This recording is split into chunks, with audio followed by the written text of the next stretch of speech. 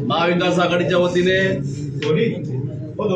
पत्रकार परिषद घेण्यात येत आहे। त्या पत्रकार परिषदेला उपस्थित माजी खासदार उमेश दादा, माझे सहकारी राष्ट्रवादीचे महानगराध्यक्ष एजाज भाई, शिवसेना उबाटाचे विष्णुभाऊ भंगाळे, शिवसेना उबाटाचे अध्यक्ष गुलाबरावजी वाघ, शरदाबा तायडे, सुनील भाऊ महाजन, काँग्रेसचे आदरणीय राहुल भराणे, राहुलजी भालेराव आणि उपस्थित सर्व पत्रकार बंधूंनो, सर्वप्रथम आज खान्देशचा सर्वात मोठा सण, महाराष्ट्रातला मोठा सण पोळ्याच्या मी सर्वांना शुभेच्छा या ठिकाणी देतो। शेतकरी बळीराजाला देखील शुभेच्छा देतो की भरभरून पाऊस जो सुरू झालेला आहे तो या ठिकाणी भरभरून पाऊस पडून नद्या नाले त्या ठिकाणी वाहून सगळी धरणं आपली भरवत आणि बळीराजाचं मात्र पाऊस होताना नुकसानही होऊ नये अशा प्रकारच्या शुभेच्छा मी बळीराजाला या ठिकाणी देतो। परवा 5 तारखेला जळगाव जिल्हा दूध संघाची वार्षिक सर्वसाधारण सभा होऊ घातली आहे। त्या पार्श्वभूमीवर आजची मीटिंग ही अतिशय महत्वाची आम्ही विरोधी पक्ष म्हणून त्या ठिकाणी मानतो, कारण की मी जळगाव जिल्हा दूध संघाचा संचालक देखील आहे आणि राष्ट्रवादी जिल्हाध्यक्ष देखील आहे। महाविकास आघाडीची भूमिका मांडताना मी एक गोष्ट सांगतो की मागच्या वेळेला बोनस भाव फरक हा शेतकऱ्यांना दिला गेला नाही, तो यावेळेला मिळावा। नंबर 1 देता आला तर मागच्या वर्षीचा राहिलेला देखील त्यांनी द्यावा। नंबर 2 नंबर 3 5 रुपयाचं जे अनुदान देण्यात आलेलं आहे ते अनुदान अजून देखील निम्मे लोकांना मिळालेलं आमच्या दूध उत्पादकांना नाही। त्या बाबतीमध्ये 3 मंत्री त्या सभागृहात असताना दूध संघाच्या त्यावर ठोस कारवाई होताना दिसत नाही। साधारणतः 6000 शेतकरी असे आहेत दूध उत्पादक की ज्यांचं बँकेत अकाउंट नाही, कारण ते सरळ कॅश डे पेमेंट गावच्या स्थानिक सोसायटीवरून घेतात। त्या एका अटीमुळे 6000 लोक वंचित आहेत। दुसरा, शासनाने टाकलेली 408 SNFची 8(3)च्या खाली SNF असेल तर त्या ठिकाणी आम्ही अनुदान देणार नाहीत। ते 2000 लोक त्या ठिकाणी साधारण वंचित आहेत, असे 8000 लोक आमचे वंचित आहेत।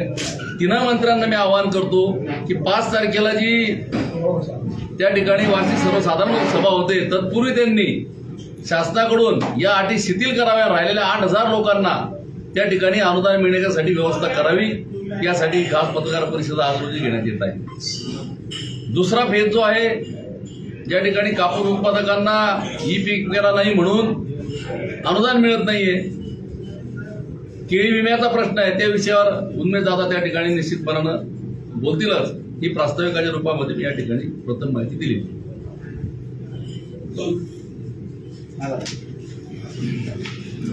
सर्वप्रथम आजच्या आपल्या पत्रकार परिषदेला उपस्थित आमचे महाविकास आघाडीचे सगळे नेते, राष्ट्रवादीचे शरदचंद्रजी पवार पक्षाचे अध्यक्ष प्रमुखजी, आमचे गुलाबरावजी वाघ सहसंपर्क प्रमुख, आमचे जिल्हा प्रमुख श्री भंगाळे, आमचे महानगर अध्यक्ष राष्ट्रवादीचे या ठिकाणी उपस्थित आहेत। त्यासोबत महानगराचे आमचे शिवसेनेचे उबाटाचे प्रमुख आहेत आबा सुनीलजी महाजन या ठिकाणी आहेत, आमचे काँग्रेसचे भालेरावजी आहेत, आमचे प्रशांत चौधरी आहेत, उपस्थित सर्व महाविकास आघाडीचा परिवार।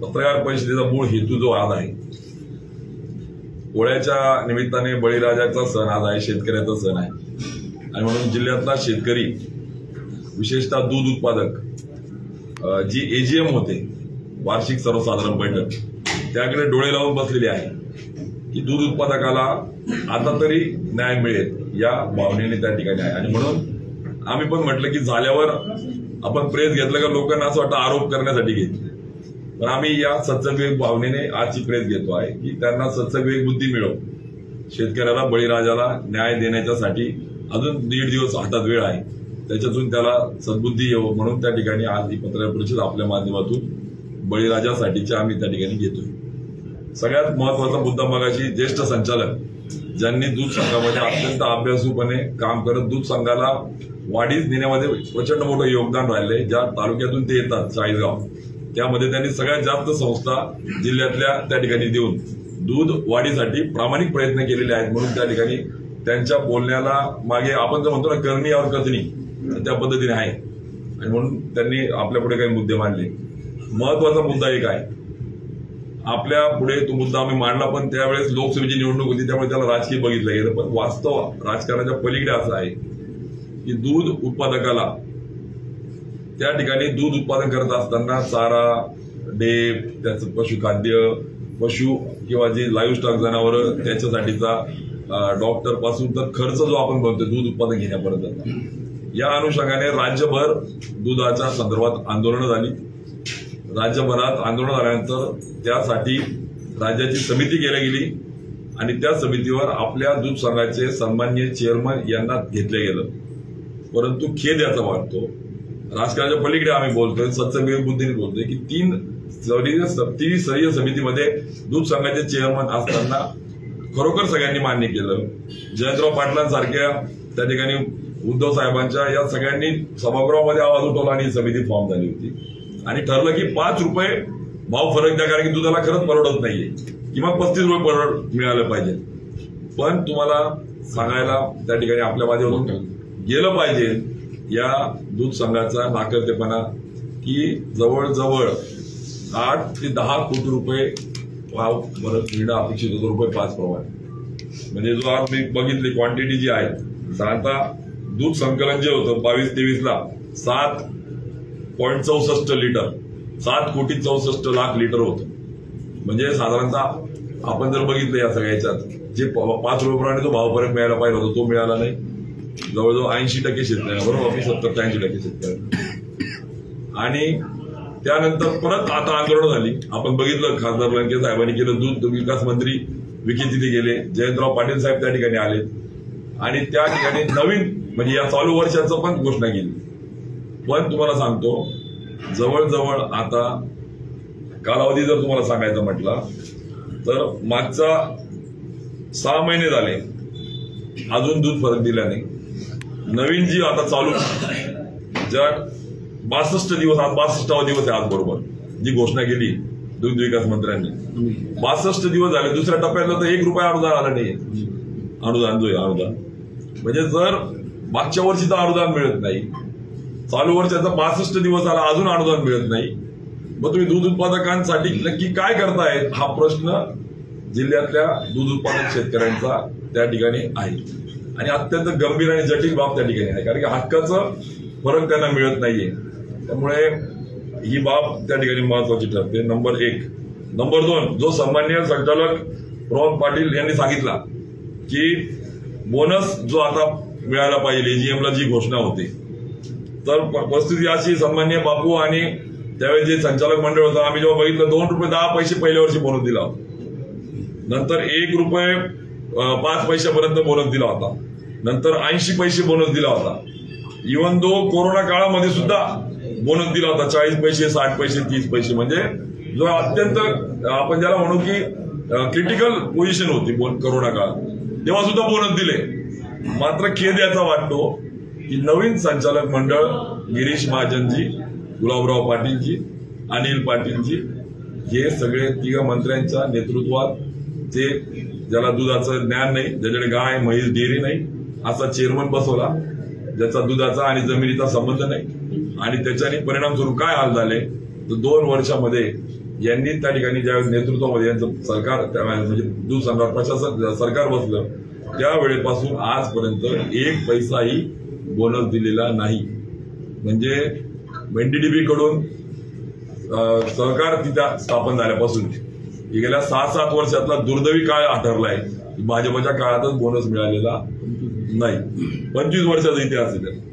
आणि म्हणून आमची मागणी अशी आहे की कोरोना काळात बोनस देऊ शकतात, सुरुवातीच्या काळात स्थापन झाल्यावर ₹2.10 बोनस देऊ शकतात, तर तुम्ही आता किमान आम्हाला अपेक्षित असं आहे. खरं तर त्यावेळेस डिव्हिडंड पण दिले, म्हणजे जे सहकारी संस्था आहेत त्यांचं जे भांडवल आहे त्याच्या अगेन्स्ट डिव्हिडंड पण मिळाला. तो डिव्हिडंड मिळत असताना 5%, 60% जो मिळत होता तो डिव्हिडंड त्यांना पूर्ण नफ्यावर संस्थेच्या त्यांना मिळत होता. यांना मान्य आहे, मागच्या वर्षी यांनी काय सांगितलं, दूध तूप चोरी काहीतरी आरोप प्रत्यारोपामध्ये सांगितलं की आम्हाला नफा नाहीये, असं काही चित्र तयार केलं आणि डिव्हिडंड पण टाळला, बनावट तोटा दाखवला. आणि त्याच्यामध्ये या ठिकाणी जसं काही खूप तज्ज्ञ झाले वाया असं रूप आणून जिल्ह्यामध्ये असं चित्र तयार केलं आणि त्याच्यातून दूध उत्पादकाच्या भावनेशी घेऊन त्याला पण असं वाटलं अरे वा आपला खूप मोठा रखवलदार हे आहेत, आणि त्या माध्यमातून डिव्हिडंड पण टाळला, बोनस पण दिला नाही. आता आम्हाला अपेक्षा अशी आहे मिनिमम ₹2 बोनस दिला पाहिजे, कारण की डिव्हिडंड पण नाही, बरोबर आहे. आणि त्यांनी जो मागच्या काळात संकलन झालं 27 रुपयाने जे दूध घेतलं त्या काळातलं बटर आणि पावडर ही चांगल्या चढ्या भावाने आता विकलेली आहे. सहकार सांगतं, सहकारातून समृद्धी, इक्वल प्रॉस्पेरिटी. आपण जे म्हणतो समृद्धी म्हणजे इक्वल प्रॉस्पेरिटी, सगळ्यांची समान वृद्धी प्रगती झाली पाहिजे. तर ज्या शेतकऱ्यांच्या दूध उत्पादकांच्या दुधातून तुम्ही बटर आणि पावडरचे पैसे त्या ठिकाणी आता प्रॉफिट घेतलाय, तो प्रॉफिट त्याला शेअर करा. तो तुम्हाला मजा मारण्यासाठी नाहीये, तुम्ही मौज मजा करण्यासाठी नाही तो प्रॉफिट. आणि किमान तुम्ही म्हणून आम्हाला त्या ठिकाणी 2 रुपये बोनस जर दिला तर मागचा पण बॅकलॉग कव्हर होईल आणि त्याला काही हातामध्ये पडेल आणि दूध उत्पादकाला न्याय मिळेल ही अपेक्षा त्या ठिकाणी आम्हाला आहे. आणि म्हणून आज आम्ही दूध उत्पादकांच्या माध्यमातून ती मागणी त्या ठिकाणी करतोय. नंबर 1. नंबर 2 की आम्हाला या ठिकाणी सांगायचं की मागच्या एजीएमला गंभीर बाब आहे. गिरीश महाजन साहेब मोठ्या याच्यात बोलले होते की महिला सक्षमीकरण करू. कारण दारूच्या बाटलीवर महिलांचे फोटो लावणाऱ्यांच्या तोडून महिला सक्षमीकरणाचे शब्द शोभत नाही. कारण हेच गिरीश महाजन खानदेशाच्या शादा नंदुरबारमध्ये बोलले होते की दारूची खपत होती तर बाटल्यांवर बायकांचे फोटो लावा. त्यामुळे त्यांच्या तोडून महिला सुरक्षा हा शब्द शोभत नाही. लाडकी बहीण तर खूप दूर आहे, पण सुरक्षेच्या साठीचं जाऊ द्या. महिला सक्षमीकरणासाठी आम्ही 20 लाख रुपये प्रति संस्था लोन देऊ हा शब्द दिला होता. सरकार त्यांचं आहे, त्यांचं राज्यात केंद्रात दूध संघात एक संस्थेला त्यांनी अर्थसहाय्य केलं नाही. बोलायची भात आणि बोलायची कडी. गिरीश महाजन साहेब, तुम्ही फक्त राजकारण करण्यासाठी संस्थेला जातात का? निवडून येण्यासाठी केवळ तुम्ही आश्वासन देतात का? अहो नाही, तुम्ही दिले किंवा प्रयत्न तर दाखवा. तुम्ही मिटिंगला जात नाही, तिथे वेळ देत नाही.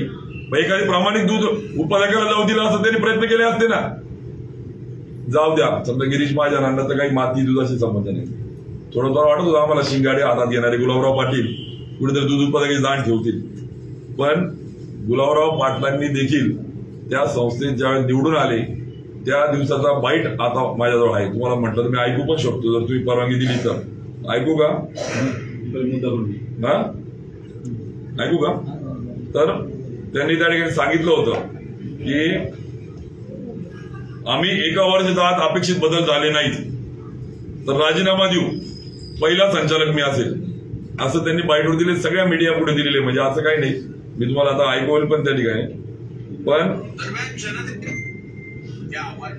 आता आमचं काम एकच राहणार आहे की या संघाला महाराष्ट्रामध्ये एकत्र कसं करायचं ही प्रतीक्षा आता लोकांच्या डोक्यात आहे आणि आम्ही हे पूर्ण करू. तुम्ही खात्री आहे आम्हाला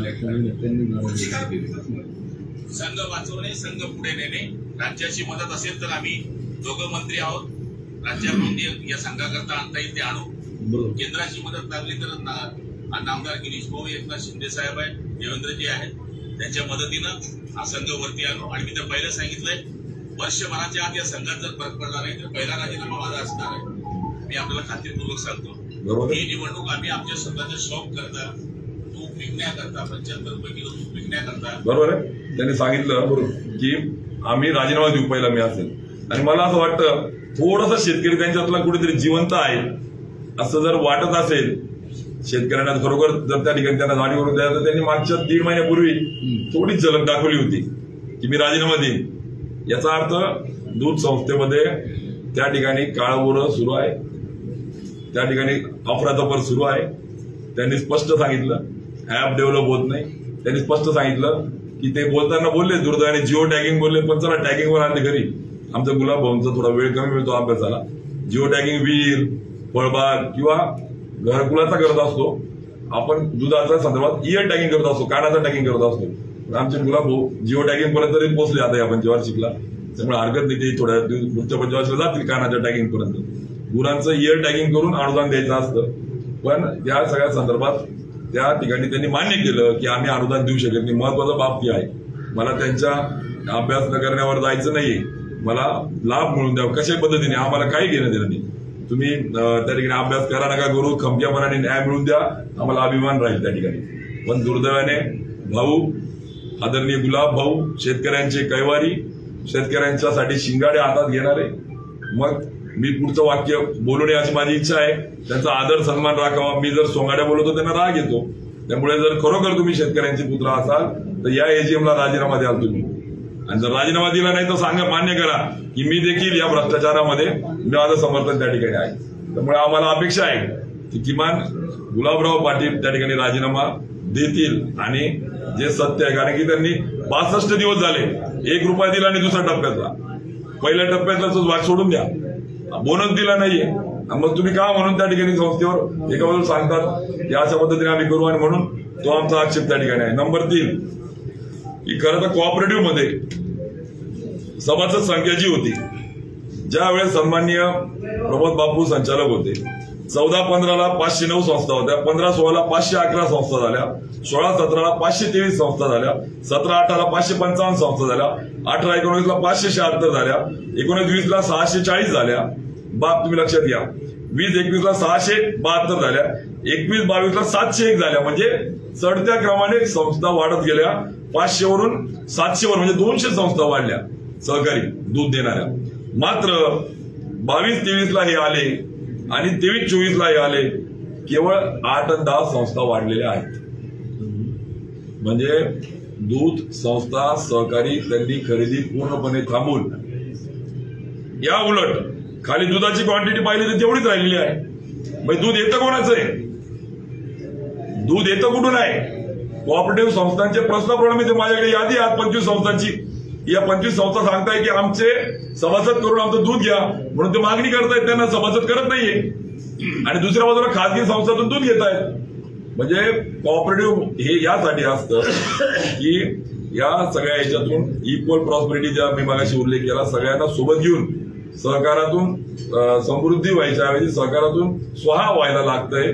आणि यांनी खासगी संस्थांचं दूध घेतलंय, खासगी गटाचं दूध घेतलंय, ना की कोऑपरेटिव्ह सहकारी संस्थांचं दूध घेतलंय. आणि म्हणून याच्यात यांची टक्केवारी आहे. लाडकी बहीण योजना, आता मला वैयक्तिक जायचं नाहीये, पण शेतकऱ्यांसाठी सत्य पण मांडावं लागेल. बापू, एक खरं आहे का खोटं आहे? पूर्ण दूध संघाचा कारभार सन्मान्य चेअरमन साहेबांचे साडू बघत आहेत. तुम्ही जाऊन बघा. मी खोटं बोलत असेल तर मला सांगा. उन्मेष पाटील, तुम्ही राजकारण करू नका आणि वैयक्तिक जाऊ नका. मला वैयक्तिक जायला आवडत नाही. मी कोणाच्याही वैयक्तिक जीवनात जात नाही आणि तो माझा संस्कार नाही. पण सत्य मांडलं लागेल. त्यामुळे लाडकी बहीण योजना सोडून आता लाडका साडू योजना सुरू झालेली आहे. लाडका साडू, आणि हा साडू झाडू घेऊन दूध संघ त्या ठिकाणी साफ करायला लागलेला आहे. साफ करायला घाण केली असं ठीक आहे, पण हे भ्रष्टाचाराची विष्ठा खाण्याचं काम हा साडू जेव्हा करतो आणि त्याला जेव्हा चेअरमन ज्याला पूर्ण पाठिंबा देतात आणि त्या 3 मंत्री ज्याला कवर देतात, त्यावेळेस दूध उत्पादकांना वाऱ्यावर सोडू आम्ही त्या ठिकाणी सोडणार नाही. महाविकास आघाडी म्हणून शिवसेना उद्धव बाळासाहेब ठाकरे पक्षाच्या माध्यमातून असेल, शरदचंद्रजी पवार राष्ट्रवादी पक्षाच्या माध्यमातून असेल, काँग्रेसच्या माध्यमातून असेल किंवा दूध उत्पादक शेतकरी म्हणून असेल, ही बाब एवढ्यावर थांबली नाही. यांनी काय सांगितलं अजून मागच्या एजीएमला की सगळ्यात जास्त दूध देणाऱ्या, बरोबर बापूसाहेब, त्यांना आम्ही संचालक करू, कॉप मध्ये करू. बोलले होते की नाही एजीएमला? यांनी प्रोसिडिंग केली का नाही केली यांनाच माहिती, पण संस्थेपुढे रेकॉर्ड येते, बोलले होते तुम्ही. मात्र 12 महिने झाले. सन्माननीय चेअरमन साहेब, तुम्ही मोठा आव आणतात, मी मोठा नीतिवान आहे, पण तुमची अनीती, तुमची भ्रष्ट नीती, तुमचा काळा चेहरा ओरिजिनल तो पुढे येतोय आणि त्याला 3 मंत्री पूर्ण पाठबळ देत आहेत, हे स्पष्टपणे त्या ठिकाणी जाणवतंय. आणि तुम्ही ते सुद्धा केलं नाही, म्हणजे कॉपवर तो पण घेतला नाही.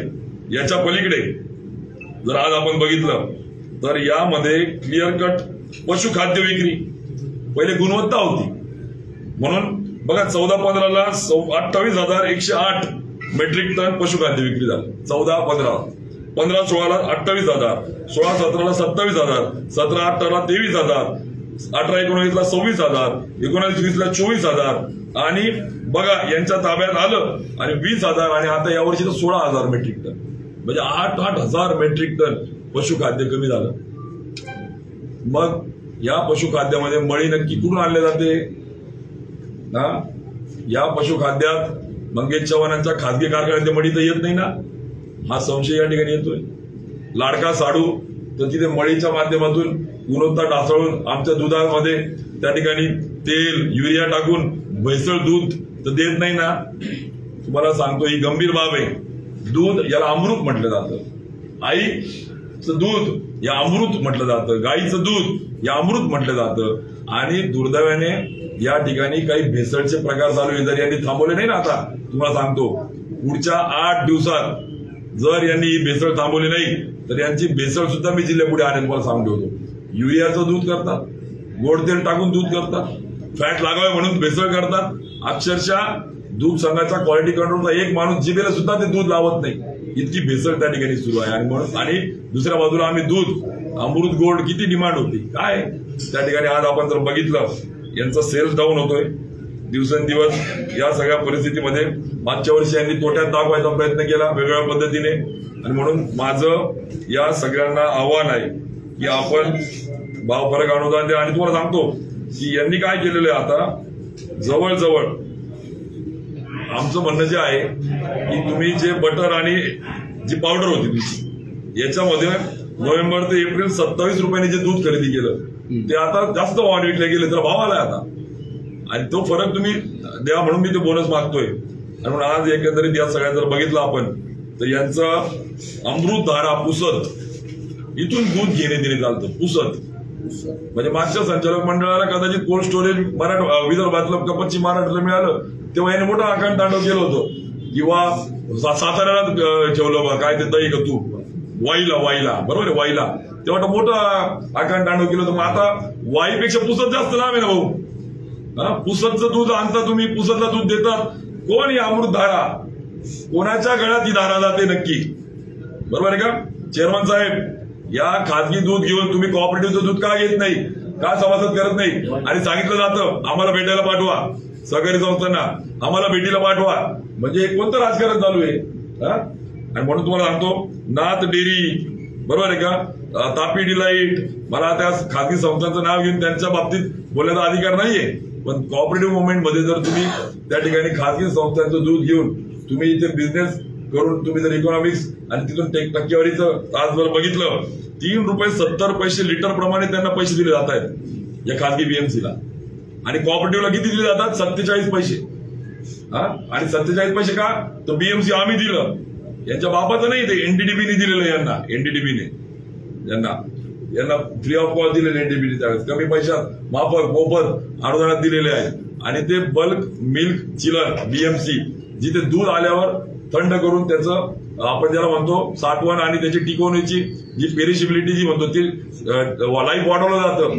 आणि मग हे खाजगी संस्थांना सांगतात 47 पैसे प्रति लिटर. आणि ज्या कोऑपरेटिव्ह नाही त्या संस्थांना सांगतात तुम्ही बीएमसी टाका, 3 रुपये 70 पैसे रुपये लिटर देतात. म्हणजे हा जो प्रकार सुरू आहे हा सहकारातून खाजगीकरणाला पोषक चालना देणारा अगदी बरोबर मोदींच्या रूपाने इथं काम करत आहे. खाऊजा खाजगीकरण, उदारीकरण आणि ते वेगळे, इथं खाऊजा चालू संस्कृती. आणि म्हणून खाजगीकरणातून या सहकार करण्याचा जो प्रकार आहे हा गंभीर बाब या ठिकाणी येतोय. कर्मचारी बिचारे परमनंट कर्मचाऱ्यांना मागच्या काळामध्ये काही बोनस दिले गेले, यांनी काय नाही, सीधा आमचे अर्धा किलो पेढे घ्या, आमचा अर्धा तूप घ्या जा, काहीच नाही. म्हणजे कर्मचारी वाऱ्यावर प्रचंड दहशत त्या ठिकाणी आहे. सीसीटीव्ही लावून घरी यांच्या सीसीटीव्ही रिपोर्टिंग करतात हे. म्हणजे कोण आज जातो कोण बाहेर जातं एकदम, म्हणजे जसं काही ते सिक्युरिटी प्रेस आहे ती नाशिकची जिथे नोटा पडला जाणार अशा पद्धतीने सीसीटीव्हीचं काम चालू आहे. आणि म्हणून या सगळ्या माध्यमातून या सगळ्या गंभीर बाबी दुधाच्या संदर्भामध्ये आज आपण आपल्या माध्यमातून आम्ही पुढे आणत आहोत. आणि म्हणून आमचं म्हणणं आहे की तुम्ही या सगळ्या बाबी गांभीर्याने घेऊन या एजीएमला या दूध उत्पादकांना न्याय देण्याची सद्बुद्धी बळीराजाच्या आजच्या सणाच्या निमित्ताने आम्ही मागणी करू, त्यांना न्याय मिळो ही मागणी त्या ठिकाणी आम्ही करतो. तुम्ही जे म्हटलं लाडक्या साडू योजना, तर त्या साडूंना काही संवैधानिक पद आहे, जबाबदारीचं पद आहे का? हे सगळ्या जिल्ह्याला माहिती आहे. कुठलंही संविधानिक पद नाहीये, कुठल्याही माध्यमातून त्यांचा अधिकार नाहीये. पण एक संस्था फेडरेशनला देणाऱ्या झाडूपासून तर मळीपासून तर केमिकल पासून तर लागणारे सगळे साधनं साडूंकडे झाडूने माल दिल्याशिवाय खरेदी होत नाही. आणि हे खोटं असेल, उमेश पाटलाला चौकात फाशी द्या तुम्ही. पण एका बाजूला आम्ही तत्व आणि आम्ही निष्पक्ष स्वच्छ असल्याचा आव्हान आणायचा, आणि दुसऱ्या बाजूला भ्रष्टाचाराची मोठी आज जर खाण कुठे असेल जळगाव जिल्ह्यातली तर ती दूध संघामध्ये त्या ठिकाणी. आणि म्हणून आमचा वैयक्तिक व्यक्ती म्हणून त्यांच्याशी काही आक्षेप नाही, परंतु जर कोणी एखादी व्यक्ती भ्रष्टाचारातून विष्ठा खाण्याचं काम करत असेल तर दूध उत्पादकांच्या टाळवरचं लोणी जर कोणी खात असेल तर ते आम्ही खपून घेणार नाही, ही पण बाब महत्वाची आहे. त्यामुळे आज आपल्या माध्यमातून या सगळ्या फॅक्ट्स पण समोर आल्या पाहिजेत. या उलट नाथाभाऊ असताना हे प्रमोद पाटील आमचे असताना 11 ते 20 कोटी रुपयाचं एक्सपान्शन केलं प्लांटला. मग तुम्ही 110 म्हणजे RKVI मला आठवतं, मी जेव्हा आमदार होतो नंतरच्या टप्प्यात खासदार होतो, राष्ट्रीय कृषी विकास योजना असतील, NDDB असतील, DPDC असतील, याचा निधी मिळवला. या उलट यांनी आता ना राज्याचा निधी आणला कुठला ना काहीच नाही. म्हणजे उलट एक्सपान्शन त्या काळात झालं, सगळे प्लांट्स त्यावेळेस अपडेट झाले. यांनी फक्त काय आयत्या वेळेवरचे येऊन तुम्ही नागोबा इथे काय तुम्हाला टक्केवारी आणि मलिदा खाण्यासाठी निवडून दिलं का तुम्हाला? आव तर खूप आणत होते तुम्ही त्यावेळेस. आणि म्हणून यापेक्षा अजून गंभीर बाबी आहेत. मी जास्त खोलात का जात नाहीये, किमान या मूलभूत गोष्टी त्यांनी कराव्या. आणि जर त्यांनी या बाबी केल्या नाही तर पुढच्या टप्प्यात मात्र मी अजून जास्त खोलात जाऊन काही सत्य तुमच्या पुढे मांडेल. त्यामुळे आज बळीराजाच्या सणाच्या दिवशी, पोळ्याच्या दिवशी या ठिकाणी त्यांना सद्बुद्धी परमेश्वर देव हीच अपेक्षा करून त्या ठिकाणी आजची पत्रकार परिषदेचा दुधाचा मुद्दा थांबवतो. एक मिनिट घेतो. चाळीसगाव तालुका हे दुधाचा आगार होतो.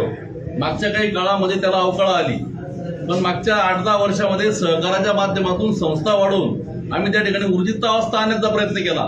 पण हे सत्तेत आल्यानंतर दूध उत्पादक संस्था जे फ्री हँड बेरोजगार शेतकऱ्याचे मुलं संस्था स्थापन करतात, त्या ठिकाणी यांना भेटल्याशिवाय किंवा अजिबात नवीन संस्थांना परवानगी लवकर दिली जात नाही. याच्यावर ऑडिट शक सुद्धा आला, सभासद केला जात नाही, यावर ऑडिट शक आला. आणि मग यांनी कुठेतरी 4-5 संस्था नावाला वाढू दिल्या. अन्यथा ही प्रायव्हेटीकरण करायचं चाललंय की काय, अशा प्रकारची शंका येते. अजिबात नवीन संस्था उद्याला तयार नाहीत. ऑडिट शक सुद्धा याच्यावर आलेला आहे. मग रेक्टिफाय केलं थोडंफार. दुसरी गोष्ट, दादा जरी या ठिकाणी म्हटले, काही बाहेरच्या लोकांकडून दूध घेतलं जातं, ते दूध लो क्वालिटी म्हणजे ज्याच्यामध्ये आपण म्हणू SNF फॅट कमी असतं, भेसळ नसते कारण मी संचालक आहे, पण ते मात्र लो क्वालिटीचं निश्चित असतं आणि तिथे गैरप्रकार असण्याची फार मोठी शक्यता कोणची आहे तर लो क्वालिटी SNF फॅट कमीचं ते घेतलं जातं वशिल्याने. अशा प्रकारच्या चर्चा कर्मचाऱ्यातून आमच्याकडे आलेल्या आहेत. तर माझा एक प्रश्न आहे, पूर्वी एकंदर दूध कलेक्शन किती होत होतं आता आणि यंदा दूध कलेक्शन किती? एक्झॅक्ट तोच मुद्दा त्यांनी मांडला. दूध कलेक्शन तेवढं दिसतंय, पण दूध संस्था मात्र कमी झालेल्या आहेत, त्या वाढल्या नाही आहेत. म्हणजेच खाजगीकडून दूध घेतलं जात आहे. जसं की पुसद आणि नाचचा उल्लेख झाला, डिलाईटचा उल्लेख झाला, हाच एक बेसिक मुद्दा आहे. दूध हे सहकारातच घेतलं गेलं पाहिजे. दूध हे बाहेरून केव्हा घेतलं जातं, फक्त ज्या वेळेला तुम्हाला कस्टमरला गरज आहे त्यावेळेला तुमचं कलेक्शन होत नसेल तर तुम्ही घेऊ शकतात अपवादात्मक परिस्थितीत. पण तुम्ही सरसकट 12 ते 12 महिने दुधाला मंदीच्या काळामध्ये ज्यावेळेला आपल्या शेतकऱ्याला दूध येऊन इथं पावडर बनवली जाते, दूध विकलं जात नाही, कमी प्रमाणात आहे, विक्रीच्या पेक्षा जास्त दूध संकलन होतंय, अशा वेळेला तुम्ही बाहेरचं दूध घेतात.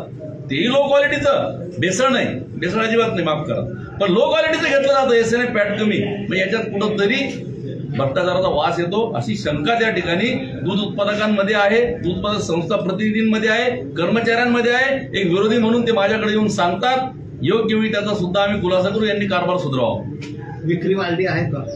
विक्री त्या प्रमाणामध्ये अपेक्षित वाढलेली नाही. जो मुद्दा जो आहे आता सरासरी दूध विक्रीचा 14-15ला 170 त्या ठिकाणी 1000 लिटर दूध होतं, म्हणजे 1,70,000 बरोबर बापू. 14-15ला 1,70,000, 15-16ला 1,77,000, 16-17ला 1,86,000, 186, 195, 197, 229 आणि आता मात्र 160. म्हणजे मागच्या 10 वर्षामध्ये सगळ्यात विक्री कमी या वर्षात झाली. 160. मला तुलनात्मक चर्चा देतो मी, ओपन आहे, त्यांचंच आहे, त्यांनी दिलेलं. आताचा अहवाल चालू फोटो काढून घ्या. देतो. दादा, एकीकडे शेतकरी हा उत्पन्नासाठी त्यासाठी काबाड कष्ट करतो. दूध उत्पादक दुधाच्या उत्पादनासाठी देवाकडे प्रयत्न करतो, पण मलई मात्र कोणाच्या घशात जाते.